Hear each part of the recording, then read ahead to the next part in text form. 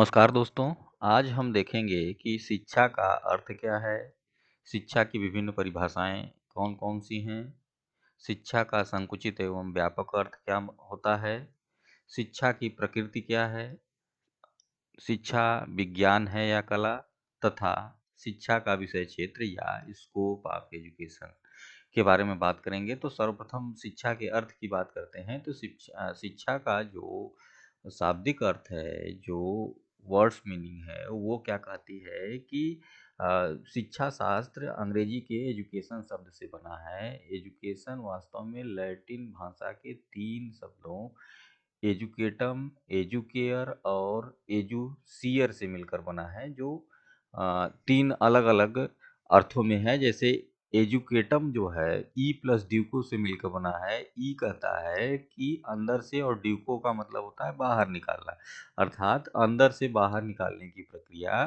अर्थात आप बालक के अंदर जो भी शक्तियां हैं उनको बाहर निकालने की प्रक्रिया ही शिक्षा है। एजुसियर क्या कहता है कि निकालना, टू लीड आउट। और एजुकेयर क्या कहता है, टू रेज या उठाना। तो तीनों शब्दों में समान अर्थ निकल रहे हैं, चाहे एजुकेटम हो, चाहे एजुसियर हो, चाहे एजुकेयर हो। तो तीनों शब्द करीब करीब एक ही बात करते हैं कि बालक की जो शक्तियां हैं उनको बाहर निकाल के उनका विकास करना शिक्षा कहलाता है। तो एजुकेटम को ही हम लें अगर, तो ई प्लस ड्यूको जो है ये कहता है कि जो बालक की अंतर्निहित शक्तियां हैं, प्रत्येक बालक में कुछ न कुछ विशेष शक्ति होती है। विशेष क्योंकि हर बालक अपने योग्यता के अनुसार अलग अलग होता है, तो उसकी योग्यता को बाहर निकाल के विकसित करने की प्रक्रिया को ही हम शिक्षा कहते हैं। तो जो बालक की अंतर्निहित शक्तियां हैं उनको बाहर निकालना, उठाना या उनको विकसित करना ही शिक्षा कहलाता है। अब देखें कि शिक्षा का व्यापक अर्थ क्या होता है। तो शिक्षा के व्यापक अर्थ से तात्पर्य होता है कि जन्म से लेकर मृत्यु तक जो शिक्षा हम ग्रहण करते हैं वो कॉम्प्रिहेंसिव या व्यापक होती है। हाँ, तो बालक जब जन्म लेता है और जन्म के बाद जब उसकी मृत्यु होती है, उस बीच की जितनी शिक्षा है वो पूरी की पूरी व्यापक शिक्षा कहलाती है। इसमें बालक के विभिन्न प्रकार की शारीरिक, मानसिक, संवेगात्मक शक्तियों का विकास होता है, जिसमें अलग-अलग आयु वर्ग में अलग-अलग विकास की अवस्थाएं होती हैं। तो जो ग्रोथ एंड डेवलपमेंट है बालक में हमेशा होता रहता है। तो व्यापक अर्थों में शिक्षा जन्म से लेकर मृत्यु तक चलने वाली प्रक्रिया को माना जाता है। अब इसी तरह हम बात करें संकुचित अर्थ की, नैरोअर मीनिंग की। तो नैरोअर मीनिंग क्या कहती है कि एक पर्टिकुलर टाइम में, एक निश्चित समय में, कुछ निश्चित उद्देश्यों के अनुसार जब हम शिक्षा ग्रहण करते हैं तो वह जो है हमारी संकुचित शिक्षा कहलाती है। कि इसमें टाइम लिमिट रहता है। मान लीजिए आप विद्यालय में हैं, स्कूल कॉलेज में हैं, तो एक निश्चित समय में आप एक निश्चित शिक्षा ग्रहण करते हैं। तो ये नैरोअर मीनिंग है शिक्षा का, कि जब आप निश्चित समय में कुछ अपनी जो है योग्यताओं का विकास निश्चित समय के लिए करते हैं। तो ये जो है संकुचित अर्थ के रूप में माना जाता है। मैकेंजी भी इसी को जो है डिफाइन करते हैं कि संकुचित दृष्टि से शिक्षा का अर्थ अपनी शक्तियों के विकास और सुधार के लिए किए गए किन्हीं भी चेतनापूर्ण प्रयासों से लिया जा सकता है। तो जो एक निश्चित समय में आप जो भी अपनी अंतर्निहित शक्तियों के विकास के लिए कार्य करते हैं, वो सारे के सारे नैरोअर मीनिंग के अंतर्गत आते हैं। इसमें समय स्थान जो है निश्चित रहता है, कुछ निश्चित समय और उद्देश्य निश्चित रहते हैं। निश्चित समय के अनुसार जो है ये शिक्षा विकसित होती रहती है। तो ये तो हो गया संकुचित अर्थ। अब देखें कि शिक्षा की कुछ परिभाषाएं हैं। जैसे अरस्तु कहते हैं कि शिक्षा व्यक्ति में education develops man's faculty specially his mind so that they may be able to enjoy contemplation of supreme the truth, goodness and beauty. तो सत्यम शिवम सुंदरम की जो कल्पना है जिसको प्राप्त करने की बात है, वो मानसिक शक्तियों के विकास से ही संभव है और मानसिक शक्तियां शिक्षा के माध्यम से विकसित होती हैं। तो इस प्रकार शिक्षा ही मूल है जिससे सत्यम शिवम सुंदरम की कल्पना की जा सकती है। ये अरस्तु साहब का कहना है। गांधी जी ने भी इसी तरीके से बात की कि एजुकेशन क्या है। तो उन्होंने कहा कि by education I mean all round out of the best in child man body, mind and spirit. तो शरीर, मन और आत्मा के सर्वांगीण एवं सर्वोत्तम विकास की बात कहते हैं कि शिक्षा ऐसी होनी चाहिए जो बालक की शरीर, मन, आत्मा का सर्वांगीण और सर्वोत्तम विकास करे। हम उसी को शिक्षा मानेंगे, ये गांधी जी कहते हैं। अलग-अलग लोगों ने अलग-अलग डेफिनेशन दी है। जैसे प्लेटो कहते हैं कि शिक्षा का कार्य मनुष्य के शरीर और आत्मा को पूर्णता प्रदान करना है, जिससे वह जिसके कि वह योग्य है। तो आपकी जो योग्यता है, उस योग्यता को प्राप्त कर लेने में जिन शक्तियों का विकास होता है, वही शिक्षा होती है। तो इस प्रकार से बहुत ढेर सारी डेफिनेशन है। रवीन्द्रनाथ टैगोर कहते हैं कि सर्वोच्च शिक्षा वह है जो हम केवल सूचनाएँ नहीं देते, वरन हमारे जीवन और समस्त सृष्टि में तादात्म्य स्थापित करती है। तो हमारे जो है नॉलेज और व्यवहार में, हमारे ज्ञान और व्यवहार में जो एक आइडेंटिफिकेशन तादाद में स्थापित होता है, वो किसके माध्यम से होता है? शिक्षा के माध्यम से होता है। अब देखें कि शिक्षा की प्रकृति क्या है या शिक्षा की विशेषताएं क्या है, तो एक एक करके बात करते हैं। जैसे पहली बात है कि शिक्षा एक सामाजिक प्रक्रिया है जिसके तीन अंग रहते हैं, थ्री पार्ट होते हैं। कौन कौन से? एक होता है टीचर, एक होता है स्टूडेंट और एक होता है करिकुलम या कोर्स। तो तीन लोग जो है शिक्षा में सम्मिलित रहते हैं, एक शिक्षक, दूसरा जो है स्टूडेंट और तीसरा जो है करिकुलम। शिक्षक करिकुलम के माध्यम से छात्रों को पढ़ाता है। तो ये जो है तीन पार्ट हैं एजुकेशन के। आप देखें कि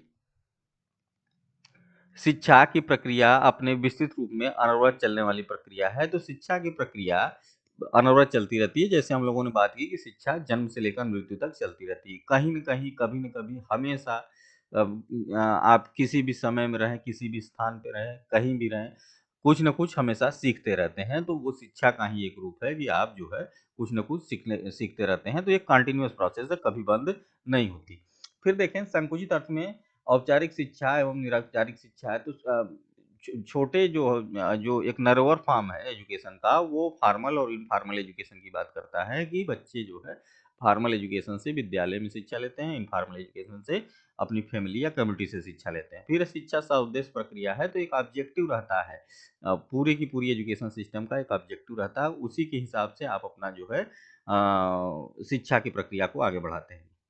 फिर है शिक्षा सर्वदा विकासोन्मुख प्रक्रिया है, जिस शिक्षा से ही परिवार, समाज, देश और विकास संभव होता है। तो ये डेवलपमेंट ओरिएंटेड प्रोसेस है, क्योंकि आप अगर एजुकेशन ले रहे हैं तो किसी न किसी माध्यम से आप जो है विकास की प्रक्रिया में अपना योगदान सुनिश्चित कर रहे हैं। फिर देखें तो शिक्षा की विषय सामग्री अत्यंत विस्तृत होती है, उसे सीमा में बांधा नहीं जा सकता, परंतु संकुचित अर्थ में इसकी पाठचर्या सीमित होती है।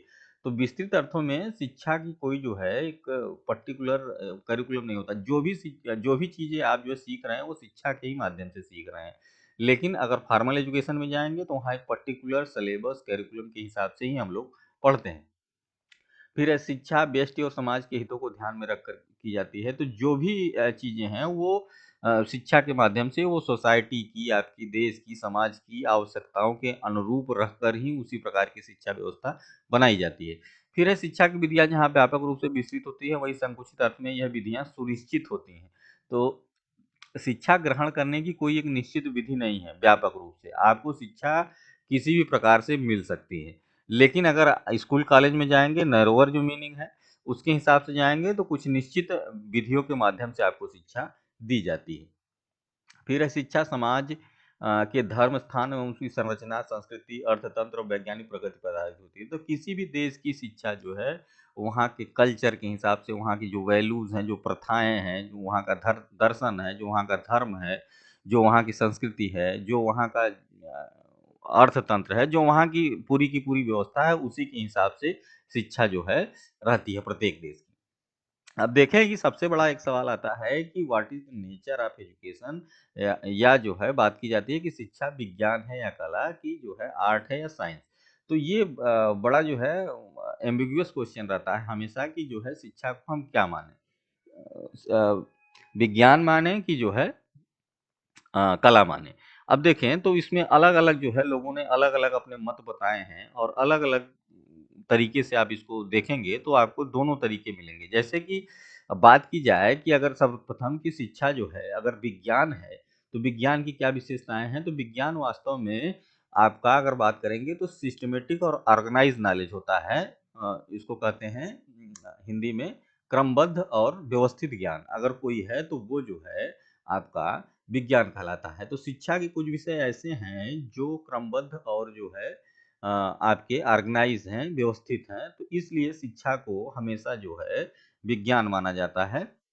अब विज्ञान की पहले कुछ विशेषताएँ देख लें कि विज्ञान क्या कहता है कि विज्ञान जो है हमेशा ऑब्जर्वेशन, इंस्पेक्शन, निरीक्षण द्वारा, प्रयोग द्वारा सिद्ध किया जाता है, जिसमें जो है उसको विभिन्न प्रकार के जो है परीक्षण किए जाते हैं। उन परीक्षणों के माध्यम से सुनिश्चित किया जाता है कि जो नियम बनाए जा रहे हैं, जो सिद्धांत दिए जा रहे हैं, वो वास्तव में सही हैं। वो विभिन्न प्रकार के वैज्ञानिक सातत्यों पर प्रूफ होने के बाद ही जो है दिए जाते हैं। आप विज्ञान की विशेषताएँ देखिए जैसे तो हमने बात की कि सिस्टमैटिक होता है, ऑर्गेनाइज़ नॉलेज होता है। ये वैज्ञानिक विधियाँ जो होती हैं, ऑब्जेक्टिव होती हैं, वस्तुनिष्ठ होती हैं, तो ऐसी विधियों का प्रयोग विज्ञान के अंतर्गत किया जाता है, जिनमें जो है सब्जेक्टिविटी नहीं रहती है, आत्मनिष्ठता नहीं रहती है, कोई व्यक्ति उसको जो है बदल नहीं सकता है। अब जैसे 2 गुणे 2 तो 4 ही होगा, अब इसको आप नहीं बदल पाएँगे। फिर विज्ञान के सिद्धांतों में कार्य-कारण संबंध स्थापित किया जाता है, तो जो भी जो है किसी घटना के कोई कारण हैं, उसका जो है क्या कारण रहे हैं किसी घटना को घटने के, इसका जो है संबंध विज्ञान के माध्यम से स्थापित किया जाता है। विभिन्न प्रकार के जो है प्रयोगों द्वारा ये सिद्ध किया जाता है कि ये जो घटना घटी है, इसके कौन-कौन से कारण हैं। तो ये तो विज्ञान की विशेषताएँ हैं। अब देखें कि अच्छा 1-2 और देख लें कि विज्ञान में समान सिद्धांतों का निरूपण संभव होता है क्योंकि ये सदैव सभी दशाओं में समान रूप से लागू होता है। तो जो विज्ञान के रिजल्ट आते हैं, जो नियम होते हैं, जो सिद्धांत होते हैं, वो सब पर समान रूप से लागू होते हैं, ऐसा नहीं है कि कहीं अलग हों। तो ये जो है कुछ बातें हैं। अब देखें कि जो विज्ञान में विषय सम्मिलित किए गए हैं सॉरी शिक्षा शास्त्र में वैज्ञानिक विषय, वो भी जो है इन सब चीज़ों को फ़ॉलो करते हैं। जैसे मान लीजिए एक विषय जो है सम्मिलित है इसमें शिक्षा मनोविज्ञान, एजुकेशनल साइकोलॉजी। तो एजुकेशनल साइकोलॉजी अपने आप में साइंस का विषय है, जो ये बताता है कि बालक की जो है विभिन्न प्रकार की अवस्थाओं में कैसे विकास होता है, कैसे जो उसका शारीरिक विकास होता है, कैसे उसका मानसिक विकास होता है, कैसे उसका आध्यात्मिक विकास होता है।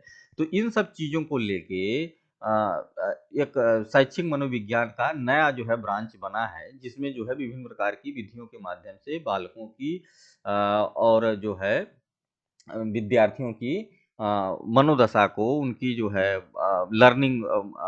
लर्निंग को, उनके जो है थकान को, उनके जो है मेमोरी को, उनके जो है डी-मेमोरी को, उनके मोटिवेशन को, उनकी पर्सनैलिटी को, इंटेलिजेंस को, सबको मेज़र किया जाता है।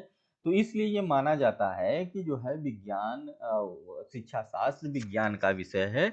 विभिन्न प्रकार के और विषय हैं, जैसे आपका जो है शैक्षिक अनुसंधान है, शैक्षिक जो है सांख्यिकी है, स्टैटिक्स वगैरह, और इसमें एजुकेशनल टेक्नोलॉजी के विषय सम्मिलित हैं, मेज़रमेंट एंड इवैल्यूएशन के विषय सम्मिलित हैं। ये सभी के सभी विषय आपके वैज्ञानिक विषय हैं, साइंस के विषय हैं। इसलिए ये माना जाता है कि शिक्षा शास्त्र वास्तव में विज्ञान का विषय है, इसमें कोई दो राय नहीं है। लेकिन अगर आप दूसरी साइड में अगर जो है शिक्षा शास्त्र को कला माने, तो कुछ विषय ऐसे सम्मिलित किए गए हैं शिक्षा शास्त्र में, जो कला को प्रोत्साहित करते हैं कि वास्तव में शिक्षा शास्त्र कला का विषय है। अब जैसे आर्ट की बात करें, तो आर्ट वास्तव में आपकी जो है हस्तकौशल या जो है कुछ करने की क्षमता को बताता है।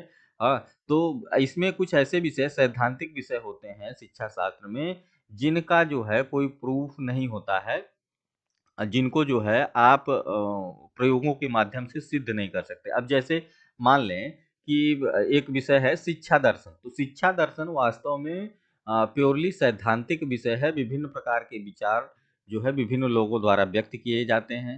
उन विचारों के अनुसार ही जो है पूरी की पूरी शिक्षा व्यवस्था रहती है। जैसे अब आदर्शवाद है, प्रकृतिवाद है, हाँ, प्रयोजनवाद है, तो ऐसे ये विषय हैं जिनको जो है वैज्ञानिक सातत्यों पर प्रूव नहीं किया जा सकता। ये लोगों के विचार हैं, उन विचारों को हम लोग मानते हैं। तो उन विचारों के अनुसार ही जो है अगर शिक्षा को कला के विषय में रखा जाए, तो वास्तव में शिक्षा शास्त्र कला होती है। अब जैसे एक कांसेप्ट है कि लोग कहते हैं कि शिक्षक बनाए नहीं जाते, पैदा होते हैं।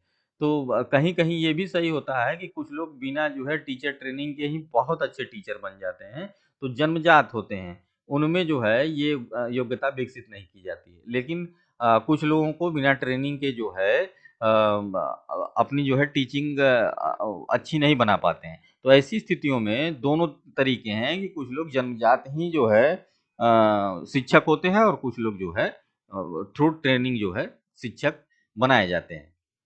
तो ये कुछ विषय हैं जो शिक्षा शास्त्र को कला की श्रेणी में रखते हैं। अब जैसे शिक्षा शास्त्र में जो विज्ञान के विषय हैं उसकी बात मैंने की थी, तो एजुकेशनल साइकोलॉजी है, एजुकेशनल टेक्नोलॉजी है, मेजरमेंट एंड इवैल्यूएशन है, एजुकेशनल स्टैटिक्स है, रिसर्च है। तो ये सारे के सारे विषय जो है आपके विज्ञान के विषय हैं। कला विषय की विशेषताएँ क्या होती हैं कि हैंडीक्राफ्ट उसमें सम्मिलित रहता है, नवीन वस्तुओं की संरचना का निर्माण, सुंदर एवं आकर्षक रूप से प्रदान करना, प्रक्रियात्मकता होती है, सृजनात्मकता होती है। तो ये कुछ जो है विशेषताएँ हैं कला की। अब कला विषय में देखें तो कुछ जो है जो सिलेबस है या पाठ्यक्रम है वो कौन-कौन से विषय कला वाले हैं, जैसे कि एजुकेशनल साइकोलॉजी है, एजुकेशनल सोशियोलॉजी है, ideology of Indian and western educationist है, history of Indian and western education है। तो ये सारे के सारे विषय जो है कला के विषय हैं जो एजुकेशन में सम्मिलित किए गए हैं। तो एक तरीके से हम बात करें तो एजुकेशन जो है न पूर्णतः जो है विज्ञान है, न पूर्णतः कला है। ये दोनों का मिला-जुला स्वरूप है जिसमें कुछ विषय जो है विज्ञान के और कुछ विषय कला के सम्मिलित किए गए हैं। तो ये इसकी बात है। अब देखें स्कोप ऑफ एजुकेशन या शिक्षा शास्त्र का विषय विस्तार क्या है? तो शिक्षा शास्त्र में विभिन्न प्रकार के विषय सम्मिलित किए गए हैं। कुछ विषय मैं आप लोगों को बता देता हूँ। जैसे शिक्षा दर्शन है, शिक्षा मनोविज्ञान है, शैक्षिक समाजशास्त्र है, भारतीय एवं पाश्चात्य शिक्षा शास्त्रियों की विचारधारा है, भारतीय एवं पाश्चात्य शिक्षा का इतिहास है, तुलनात्मक शिक्षा प्रणाली है, शिक्षण कला है, शिक्षण तकनीकी है, शिक्षा में मापन एवं मूल्यांकन, शैक्षिक सांख्यिकी, शैक्षिक एवं व्यावसायिक निर्देशन, शैक्षिक प्रशासन एवं संगठन, शैक्षिक वित्त एवं नियोजन, शैक्षिक समस्याएं, अध्ययन के विशिष्ट क्षेत्र जैसे मान लीजिए महिला शिक्षा है, विकलांगों की शिक्षा है, कंप्यूटर शिक्षा है, ये कुछ स्पेसिफिक विषय रखे गए हैं। फिर शैक्षिक अनुसंधान है, तो शिक्षा में विभिन्न प्रकार के अनुसंधान किए जा रहे हैं। वो सभी के सभी जो है शिक्षा शास्त्र के विषय हैं। तो ये स्कोप ऑफ एजुकेशन है। तो आज के लिए इतना ही रखते हैं। कल हम देखेंगे नेक्स्ट टर्न पे कि शिक्षा के कितने प्रकार होते हैं और शिक्षा के कौन-कौन से रूप।